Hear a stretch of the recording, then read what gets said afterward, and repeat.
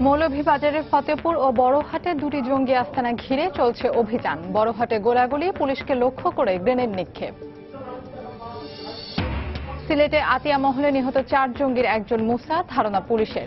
শিক্ষকতার আড়ালে সদস্য সংগ্রহ থেকে শুরু করে প্রতিটি অপারেশনের নেতৃত্বে ছিল এ জঙ্গি নেতা। কাল সিটি নির্বাচনে ভোট গ্রহণে প্রস্তুত কুমিল্লা। শুধু প্রতীকী নয়, বেশ কিছু ফ্যাক্টর বদলে দিতে পারে ব্যালট বাক্সের হিসেব, মত নির্বাচন বিশ্লেষকদের।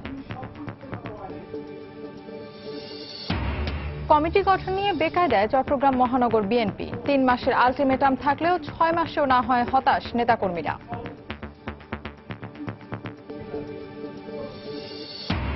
এবং ব্রেক্সিট প্রক্রিয়া শুরু হওয়ায় ব্রিটেনে অবস্থানরত বিভিন্ন দেশের শিক্ষার্থীরা বিপাকে। নতুন নীতিমালায় বিরূপ প্রভাব পড়ার আশঙ্কা।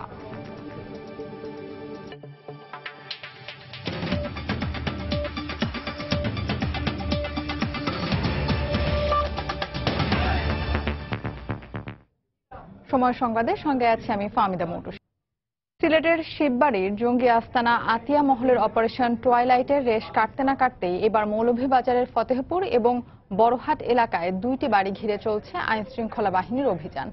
পুলিশ জানায়, গতকাল গভীর রাতে গোয়েন্দা তথ্যের ভিত্তিতে ওই বাড়ি দুটির চারদিকে অবস্থান নেয় র্যাব ও পুলিশ। এক পর্যায়ে বড়হাটের বাড়িটি থেকে পুলিশের ওপর গ্রেনেড নিক্ষেপ করে জঙ্গিরা।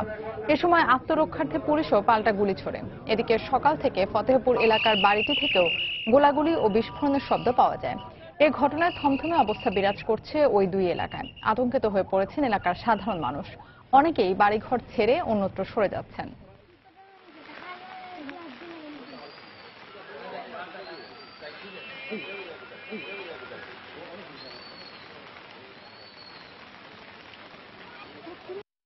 আমরা লেবু সাতান ফুডির বাসা, এটা লন্ডন থাকে, তারা লন্ডন প্রবাসী। কেয়ারটেকার যারা আছে, কেয়ারটেকারে বাসা ভাড়া দিচ্ছে আর কি জমি। যখন সন্দেহ করে তারা কেয়ারটেকারে যে বাড়ি আছে ফতেপুরেও তারা অন্য অ্যাটাক করছে। পুলিশ এরা বাড়ি এটা ঘেরাও দিলেছে।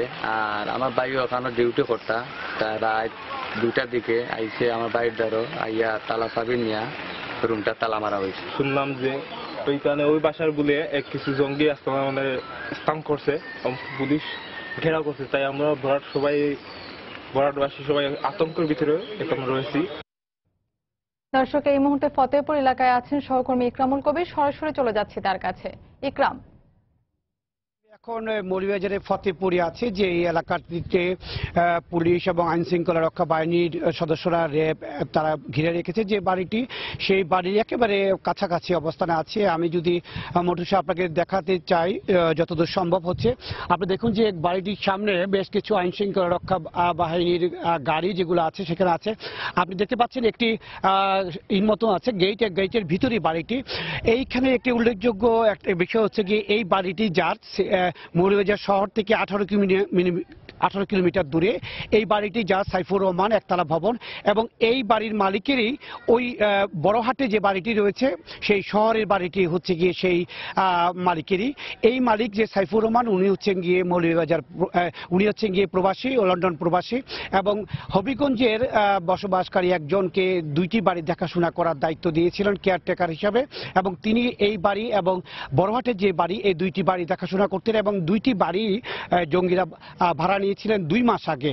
স্থানীয়ভাবে যেটা আমরা জেনেছি 2 মাস আগে এই বাড়িগুলো ভাড়া নেওয়ার পর এখানকার তারা স্বাভাবিক জীবনযাপন করছিলেন এবং এখানে চলাফেরার ব্যাপারে তাদের এই এলাকার মানুষের মধ্যে কোনো ধরনের সন্দেহ ছিল না। মোটুসি আরেকটা ব্যাপার একটু জানিয়ে রাখি যে কিছু সময় আগে আপনারা জেনেছেন যে এই এলাকা থেকে 11 জনকে আটক করা হয়েছে। মূলত যে বাড়িটিতে ঘিরে রেখেছে পুলিশ তার আশপাশ এলাকা থেকে 11 জনকে আটক করা হয়েছে জিজ্ঞাসাবাদের জন্য। তাদেরকে নেওয়া হয়েছে জিজ্ঞাসাবাদের। সন্দেহভাজন তারা জঙ্গি বা তেমন কেউ নেই, আমাকে পুলিশের কর্মকর্তারা জানিয়েছেন। কিছু সময় আগে সিলেট থেকে পুলিশের রেঞ্জের ডিআইজি কামরুল আহসান এলাকা পরিদর্শন করেছে। ওনার সাথে আমি কথা বলেছি, উনি বলেছেন যে এই এলাকার পুরো বড় এলাকার থেকে সতর্ক অবস্থা রাখা হয়েছে, যেহেতু সিলেটের শিববাড়ি এলাকার পাশাপাশি গ্রেনেড হামলা একটি ঘটনা ঘটেছিল। সেই ক্ষেত্রে এই বিষয়টি এখানে মাথা রেখে আইন শৃঙ্খলা রক্ষা বাহিনীর এই পুরো এলাকাটা ঘিরে রেখেছে। মোটুসি আপাতত এই ছিল মৌলভীবাজার এলাকার 2টি আস্তানার জঙ্গি হামলার এবং জঙ্গি আস্তানার সর্বশেষ খবর। দর্শক, জঙ্গি আস্তানা সন্দেহে মৌলভীবাজারে দুটি বাড়ি ঘিরে রেখেছে পুলিশের কাউন্টার টেরোরিজম ইউনিট। ফতেপুর এলাকা থেকে এ বিষয়ে আমাদেরকে বিস্তারিত জানাচ্ছিলেন সহকর্মী ইকরামুল কবির। সিলেটের আতিয়া মহলে জঙ্গি বিরোধী অভিযানে নিহত 4 জঙ্গির একজন মাইনুল ইসলাম ওরফে মুসা, এমনটাই ধারণা করছেন পুলিশের একাধিক কর্মকর্তা।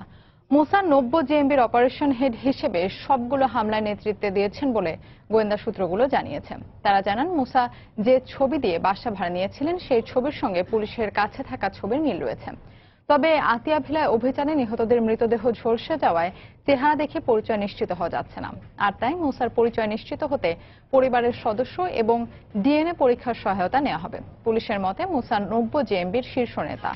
90 জেএমবির কয়েকজন শীর্ষ নেতা নিহত হওয়ার পর মুসাই জেএমবিকে গোছানোর চেষ্টা করে আসছিল।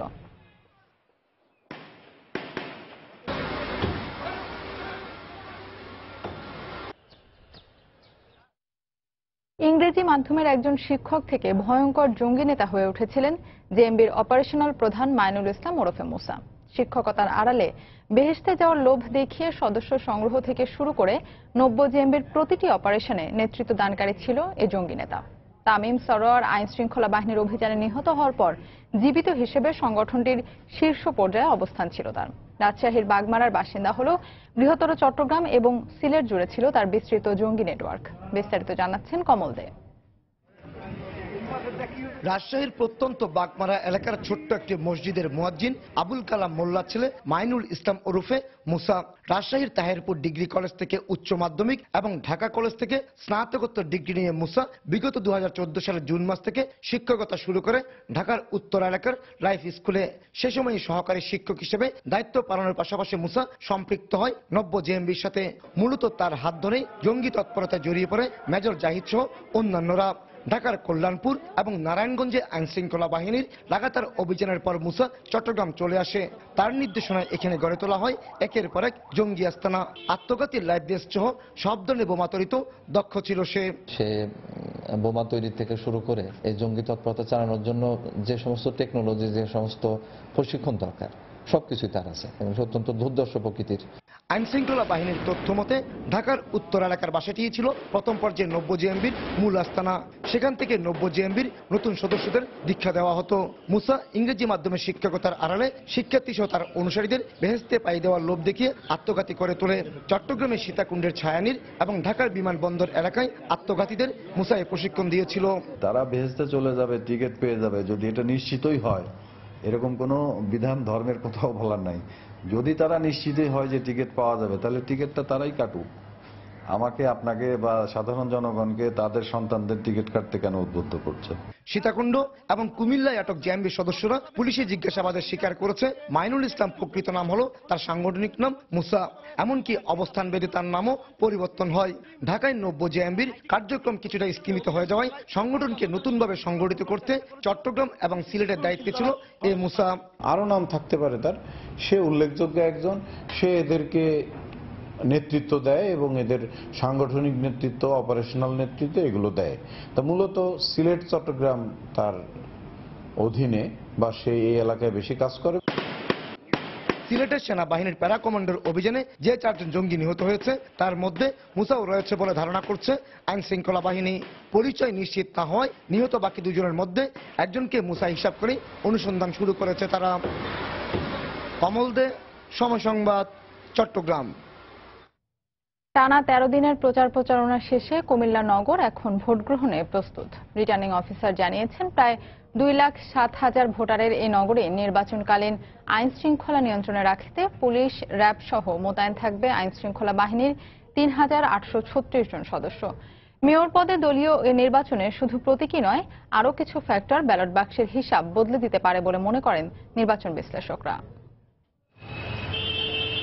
রাত পোহালেই কুমিল্লা সিটি নির্বাচনের ভোট গ্রহণ। 53.7 বর্গ কিলোমিটার আয়তনের এই সিটি কর্পোরেশনের মোট ওয়ার্ড 27টি। এর মধ্যে 1 থেকে 18 নং ওয়ার্ড আদর্শ সদর আর 19 থেকে 27 নং ওয়ার্ড সদর দক্ষিণের অন্তর্গত। মোট 2,07,384 জন ভোটারের মধ্যে 1,02,329 জন পুরুষ আর 1,05,055 জন মহিলা ভোটার। ভোট কেন্দ্রের সংখ্যা 103টি।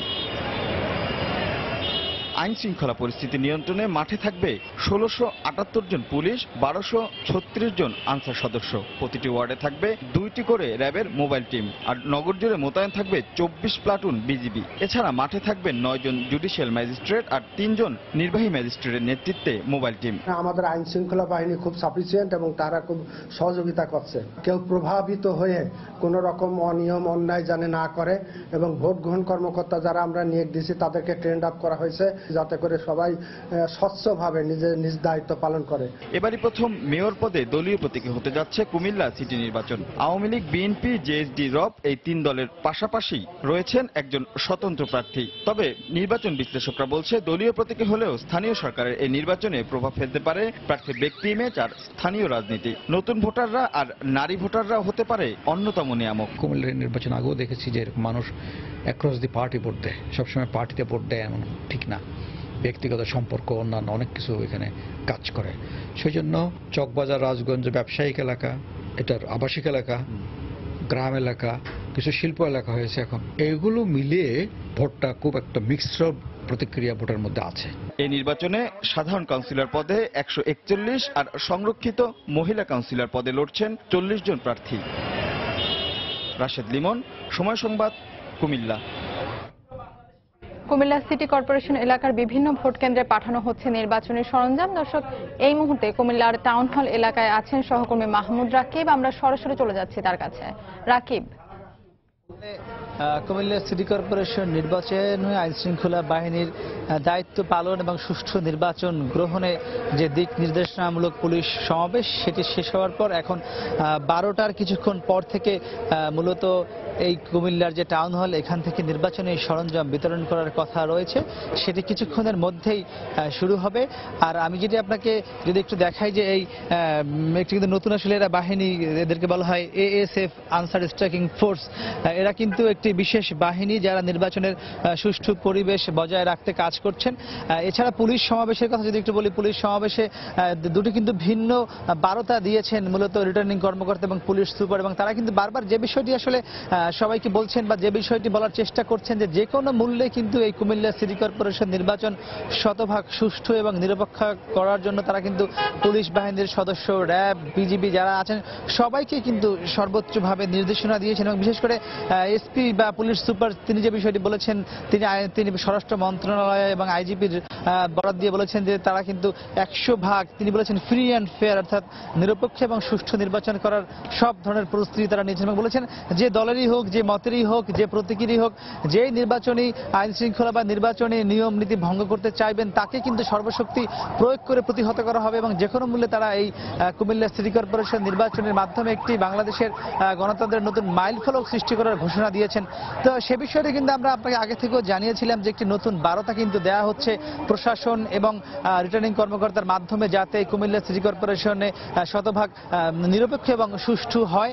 তো সে বিষয়টি আমরা আপনাকে বারবার বলছিলাম। আর কিছুক্ষণ পর এই টাউন হল, এখানে টাউন হল রয়েছে, সেই টাউন হল থেকে 103টি ভোট কেন্দ্রের যারা সহকারী প্রিজাইডিং অফিসার রয়েছেন তাদেরকে ব্যালট পেপার, ব্যালট বাক্স সহ নির্বাচনী সরঞ্জাম এখান থেকে দেওয়া হবে। এবং সেই নির্বাচনী সামগ্রী প্রদান করার পরে হয়তো তারা কেন্দ্রে কেন্দ্রে গিয়ে সেগুলো তারা গুছিয়ে আগামীকাল সকাল 8টা থেকে নির্বাচনে ভোট গ্রহণের সব ধরনের প্রস্তুতি গ্রহণ করবেন। তো এক কথায় আমরা আপনাকে যদি আমরা এক কথায় বলে দিই যে সুষ্ঠু নির্বাচন সম্পন্ন করার জন্য আইন শৃঙ্খলা বাহিনী, নির্বাচন কমিশন, রিটার্নিং কর্মকর্তা সহ সবাই কিন্তু শতভাগ ইতিমধ্যে প্রস্তুতি সম্পন্ন করেছেন। আমার কাছে এই ছিল কুমিল্লা সিটি কর্পোরেশন থেকে নির্বাচনী প্রচারণা এবং প্রস্তুতির শেষ খবর। ফাহমিদা। দর্শক, কুমিল্লার টাউন হল এলাকা থেকে কুমিল্লা সিটি কর্পোরেশন নির্বাচনের খবর জানাচ্ছিলেন সহকর্মী মাহমুদ রাকিব। সময় সংবাদে আরো থাকছে।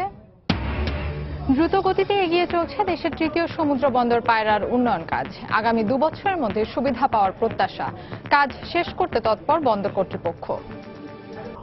সংশোধিত গঠনতন্ত্রে নতুন বিধিমালার পাশাপাশি পদ সংখ্যা নির্ধারণ করে দেয়ায় কমিটি গঠন করা নিয়ে চরম বেকায়দায় পড়েছে চট্টগ্রাম মহানগর বিএনপি। বিশেষ করে এক নেতার এক পদ নিয়েই দেখা দিয়েছে জটিলতা। নেতাদের যেমন একাধিক পদে থাকার বিধান রদ করা হয়েছে, তেমনি কমিটির পদ সংখ্যাও তুলনামূলক কমিয়ে দেওয়া হয়েছে, যে কারণে কোন্দলের আশঙ্কায় 3 মাসের মধ্যে পূর্ণাঙ্গ কমিটি গঠনের আলটিমেটাম থাকলেও 6 মাসেও তা করতে পারেনি। এতে হতাশ নেতাকর্মীরা। বিস্তারিত জানাচ্ছেন কমল দে। 6.5 বছরের বেশি সময় ধরে পূর্ণাঙ্গ কমিটি ছাড়াই চলছে নগর বিএনপির রাজনীতি। নানা জটিলতার কারণে কমিটির ব্যাপ্তি 3 থেকে 4 সদস্যের বেশি করা যাচ্ছে না। সবশেষ ডাক্তার শাহাদাতকে সভাপতি এবং আবুল হাশেম বক্করকে সাধারণ সম্পাদক করে গত বছরের আগস্ট মাসে গঠন করা হয় নগর বিএনপির 3 সদস্যের কমিটি। কমিটির বাকি সদস্য সিনিয়র সহসভাপতি হিসেবে আবু সুফিয়ান। আগের 4 সদস্যের কমিটি 6 বছর পার করে দিয়েছিল। তাই এই কমিটি নিয়ে নেতাকর্মীদের মধ্যে আকাঙ্ক্ষাও ছিল বেশি। যাতে কমিটি হয়, কমিটি হলে একটু সংগঠন গতিশীল হবে, শক্তিশালী হবে, কিন্তু বাস্তব আমাদেরকে বিবেচনা আনতে হবে যে কমিটি করার মতো পরিবেশ, সম্মেলন করার মতো পরিবেশ আমরা পাচ্ছি না।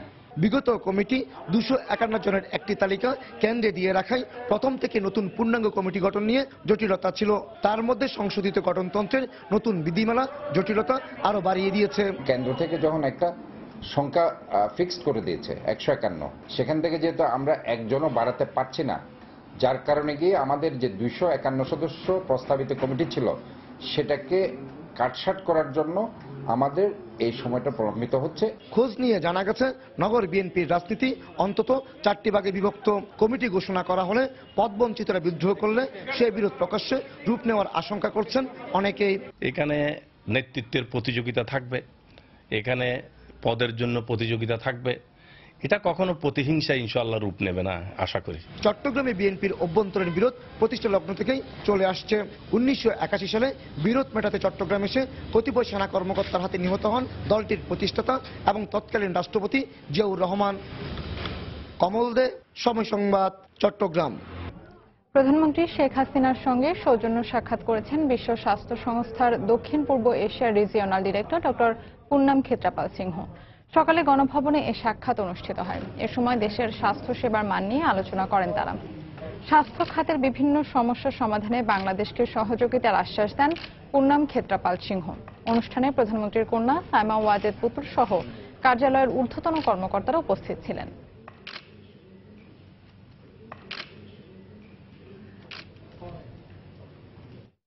সময় সংবাদে আরো থাকছে।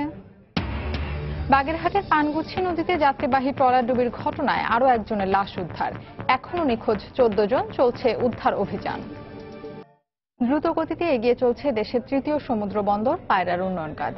বর্তমানে বন্দর থেকে খালাস হওয়া পণ্য খুব সহজে দেশ ও দেশের বাইরে পাঠানোর জন্য সড়ক ও নৌপথের উন্নয়ন কাজ চলছে। আগামী 2 বছরের মধ্যেই আমদানিকারকরা এর সুফল পেতে শুরু করবেন। নির্দিষ্ট সময়ের মধ্যেই কাজ শেষ করতে তৎপর বন্দর কর্তৃপক্ষ। এস এম সিফাতের তোলা ছবিতে বিস্তারিত জানাচ্ছেন এম এ আজিম। অবকাঠামোগত নানা সংকট থাকলেও পণ্য খালাস কার্যক্রম চলছে দেশের 3য় সমুদ্র বন্দর পায়রায়। খালাস হওয়া পণ্য পরিবহনে প্রয়োজন উন্নত সড়ক ও গভীরতা সম্পন্ন নৌপথের, আর সে লক্ষ্যে কাজ শুরু করেছে বন্দর কর্তৃপক্ষ। ইতিমধ্যে রিভার মেইনটেন্স করে ঢাকা থেকে পায়রা বন্দর পর্যন্ত নৌপথকে সুগম করার কাজ শেষের দিকে। চলছে বন্দর থেকে কুয়াকাটা বরিশাল মহাসড়ক পর্যন্ত 4 লেনের নতুন সড়ক নির্মাণের কাজও। দ্রুত কাজ শেষ করতে প্রায় 90টি রিগ মেশিন ব্যবহার করছে প্রকল্প বাস্তবায়নকারীরা। পায়রা বন্দরের প্রধান গেট থেকে রজপাড়া পর্যন্ত স্যান্ড পাইলের কাজ খুব দ্রুত গতিতে এগিয়ে চলছে। স্যান্ড পাইল করার শেষে আমরা পাইল ক্যাপ করব। পাইল ক্যাপটা করা হবে এই কারণে যে এখানে মাটির ডিসটেন্সটা বাড়ানোর কারণে, যাতে এখানে লোড বহন ক্ষমতা বেশি হতে পারে। 26-এর পরে করবো আমরা সিসির পরে আমরা পেভমেন্ট, আরসিসি পেভমেন্ট। এটাই আমাদের কার্যক্রম, 4 লেনের কাজ। বন্দর কর্তৃপক্ষের দাবি, নির্ধারিত সময়ের আগেই কাজ শেষ করতে প্রতিদিন নির্ধারিত পরিমাণ কাজ বেঁধে দেওয়া হচ্ছে। আমাদের যে টার্গেট আছে সেই টার্গেটের মধ্যেই ইনশাল্লাহ, যদি কোনো ন্যাশনাল ক্লাইমেটিস না থাকে, ইনশাল্লাহ সেই টার্গেটের আগেই আমাদের কাজগুলো শেষ হয়ে যাবে। যে কাজটি আমরা ধরছি সেটাই প্রতিদিন একটি করে টার্গেট দিচ্ছি, সেই টার্গেট মোতাবেক ইনশাল্লাহ আমরা এ পর্যন্ত সাকসেসফুল। পণ্য পরিবহনে উন্নত সড়ক ও নাভ্যতা সম্পন্ন নৌপথ সুগম করতে 2টি প্রকল্পে 524 কোটি টাকা বরাদ্দ করা হয়েছে। এম এ আজিম, সময় সংবাদ, বরগুনা। চট্টগ্রাম বিশ্ববিদ্যালয়ের শিক্ষার্থী আলাউদ্দিন হত্যা মামলায় দম্পতি সহ 4 জনকে গ্রেফতার করেছে পুলিশ। সকালে নগরের বায়েজিদ থানায় সংবাদ সম্মেলনে এ তথ্য দেন মেট্রোপলিটন পুলিশের অতিরিক্ত উপকমিশনার আব্দুল ওয়ারিশ। তিনি জানান, গতকাল ভোরে রাউজান থেকে ইকবাল হোসেন ও রুম্পা দম্পতিকে গ্রেফতার করা হয়। তাদের দেয়া তথ্য মতে ভোলার লালমোহন থেকে ইকবালের 2 ভাই তৈয়ব ও হেলালকে গ্রেফতার করে পুলিশ। তারা জানান, রুম্পার সঙ্গে পরকীয়ার জের ধরে গত 22শে মার্চ পরিকল্পিতভাবে আলাউদ্দিনকে হত্যা করা হয়। পরে নগরীর অক্সিজেন এলাকার একটি বাড়ি থেকে তার লাশ উদ্ধার করে পুলিশ।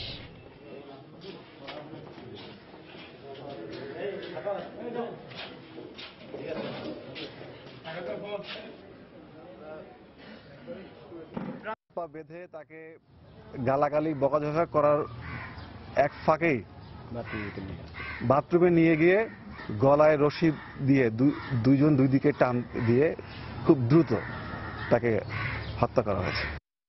বাগেরহাটের পানগুচ্ছি নদীতে যাত্রীবাহী ট্রলার ডুবির ঘটনায় সকালে আরও একজনের লাশ উদ্ধার করা হয়েছে। এ নিয়ে উদ্ধার করা হলো 5 জনের লাশ। নিখোঁজ 14 জনকে উদ্ধারে অভিযান চালাচ্ছে ফায়ার সার্ভিস ও নৌবাহিনীর ডুবুরি দল। ফায়ার সার্ভিস জানায়, দুর্ঘটনাস্থলের উত্তর ও দক্ষিণে 10 কিলোমিটার এলাকা জুড়ে তল্লাশি করা হচ্ছে। নিখোঁজদের সন্ধানে নদী পাড়ে ভিড় করছেন স্বজনরাও। এর আগে গতকাল দুপুরে 4 জনের লাশ উদ্ধার করা হয়। প্রত্যক্ষদর্শীরা জানায়, গতকাল সকালে মোরেলগঞ্জের ছোলমবাড়িয়া ঘাট থেকে যাত্রী নিয়ে পুরনো থানা ঘাটে যাচ্ছিল ট্রলারটি। এ সময় নদীতে জোয়ার ও প্রচণ্ড ঢেউয়ে ইঞ্জিন চালিত ট্রলারটি ডুবে 4 যাত্রীর মৃত্যু হয়। ট্রলারে অন্তত 70 জন যাত্রী ছিল বলে জানিয়েছে পুলিশ।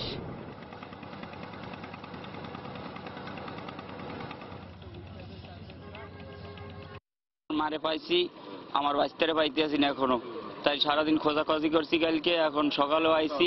আমার এই ছোট ভাইয়ের বউ আর আমার ছোট ভাইয়ের ছেলে 18 মাস বয়স, কালকে 10:40-এ ট্রলার ডুবে গেছে। আমরা ওই সময় থেকেই খোঁজাখুঁজি করতেছি। ঘটনা যেখানে ঘটছে তার থেকে দক্ষিণে 10 কিলোমিটার এবং উত্তরে 10 কিলোমিটার এই এলাকা জুড়ে আমরা চিরুনি অভিযান করছি।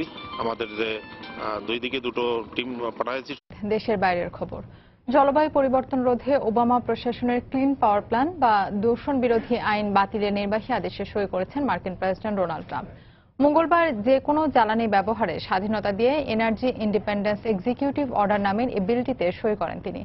ওবামা প্রশাসনের আইনকে কর্মসংস্থান বিনষ্টকারী উল্লেখ করে প্রেসিডেন্ট ট্রাম্প বলেন, এই নির্বাহী আদেশের মাধ্যমে যুক্তরাষ্ট্রের জ্বালানি খাতের ওপর থেকে সব রকম নিষেধাজ্ঞা তুলে নিচ্ছেন তিনি। ওবামা কয়লার বিরুদ্ধে যুদ্ধ ঘোষণা করেছিলেন বলেও মন্তব্য করেন ট্রাম্প। মার্কিন প্রেসিডেন্টের এই উদ্যোগকে শিল্পপতিরা স্বাগত জানালেও পরিবেশবাদীরা নিন্দা জানিয়েছে। আইনটি কার্যকর হলে যুক্তরাষ্ট্রে জীবাশ্ম জ্বালানির অবাধ ব্যবহারে কোনো বিধিনিষেধ থাকবে না বলে উল্লেখ করেন তারা। নির্বাচনের প্রচারণার শুরু থেকে ওবামার পরিবেশ নীতি ছুঁড়ে ফেলে দেওয়ার প্রতিশ্রুতি দিয়ে আসছিলেন ট্রাম্প। সাবেক প্রেসিডেন্ট ওবামা পরিবেশ সুরক্ষা আইনের মাধ্যমে জ্বালানি হিসেবে কয়লা ও তেল উত্তোলনে বিধিনিষেধ আরোপ করেছিলেন।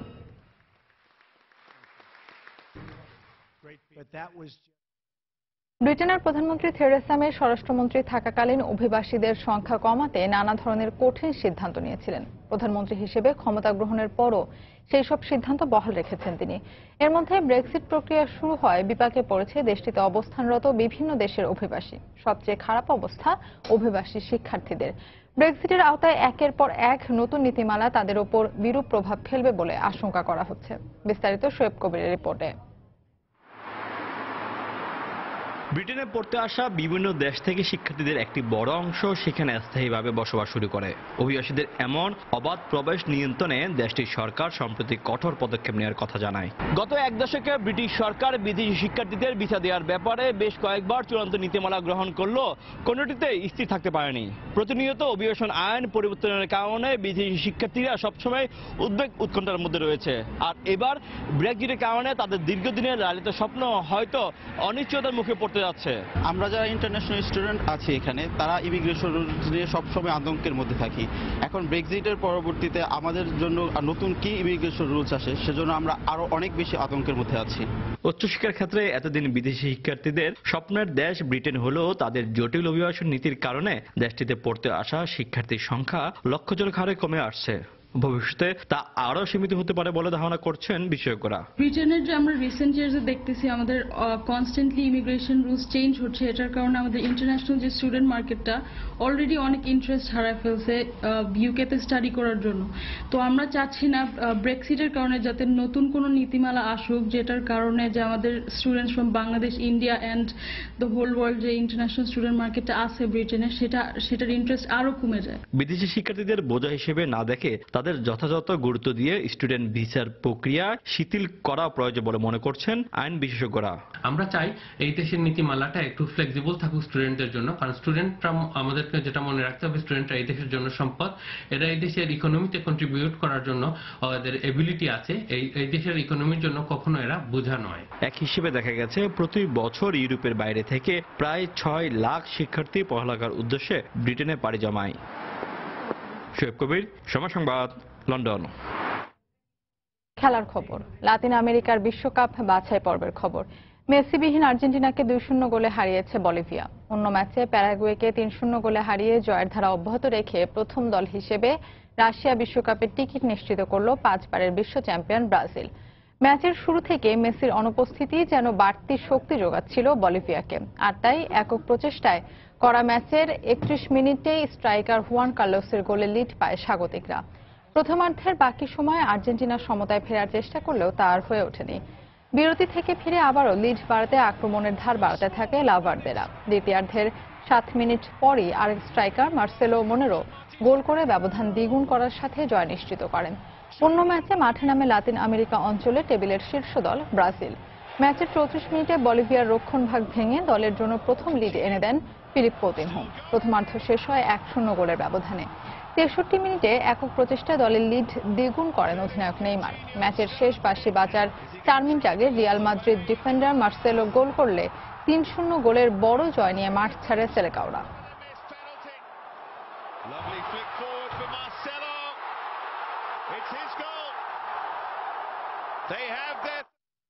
এ পর্যায়ে শীর্ষ সংবাদ জানিয়ে দিচ্ছে আরেকবার। মৌলভীবাজারের ফতেহপুর ও বড়হাটে দুটি জঙ্গি আস্তানা ঘিরে চলছে অভিযান। বড়হাটে গোলাগুলি, পুলিশকে লক্ষ্য করে গ্রেনেড নিক্ষেপ।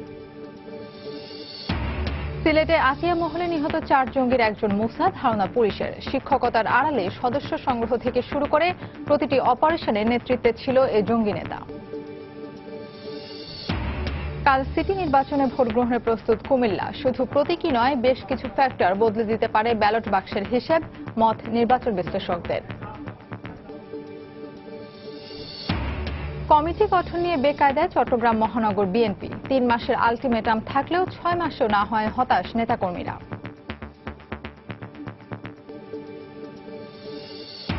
এবং ব্রেক্সিট প্রক্রিয়া শুরু হওয়ায় ব্রিটেনে অবস্থানরত বিভিন্ন দেশের শিক্ষার্থীরা বিপাকে। নতুন নীতিমালায় বিরূপ প্রভাব পড়ার আশঙ্কা। এই ছিল এখনকার মতো। যে কোনো খবর পেতে ভিজিট করুন সময়নিউজ.tv। যে কোনো বাংলা লিংক ও রবি নম্বর থেকে সময় সংবাদের খবর, অনুষ্ঠান সম্পর্কে জানতে এবং যে কোনো তথ্য সময় সংবাদকে জানাতে ডায়াল করুন 16242 নম্বরে। এছাড়া এইমাত্র পাওয়া খবর মোবাইলে পেতে SMS করুন *BN লিখে পাঠিয়ে দিন 16242 নম্বরে। সঙ্গে থাকুন সময়।